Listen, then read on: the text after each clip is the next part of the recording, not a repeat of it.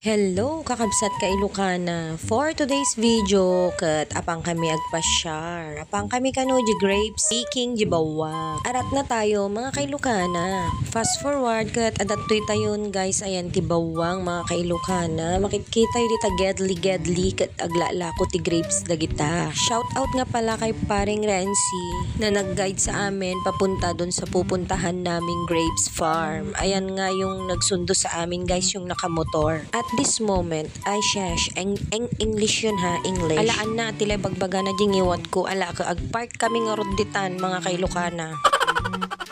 Bimaban ni Aling Corazon mga kailokana. Kat kadwa mo syempre dagitoy gracious angels. Kaso nga lang duwa da lang kasi awan di may isa gamen adati activity na di school da. So apan tayo nga roda nang managtayon mga kailokana takitaan tayo na damat laang di mapuros tayo nga grapes. Ala ni Auntie Gracia yo kasamsampot pay laang kag syasyatan. Ayan gaya mga kailokana. Free taste data nga grapes juice da. Ala, naglaing. Basta pre-taste talaga ko, paminduan na pa. Mangustin mat gayam data may sa mga kailokana. Kaya nagimas mat, de talako da nga juice dita. Naimas ko na kata pre-taste nga ro. Agita gayam, dagitay bunga na ti grapes. Ngamahaan kami mabalin nga agpik pay. So viewing tayo pay laang data mga kailokana. Kitain nyo, super nagado talaga ti bunga na. Pero han tayo pay mabalin nga agpik.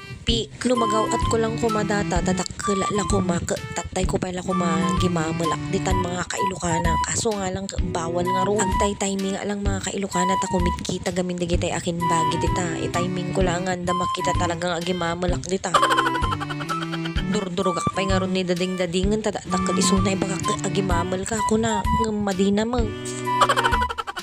So at this moment mga kailokana, itur ko kayo dito Auntie Gracia's Grapes Farm.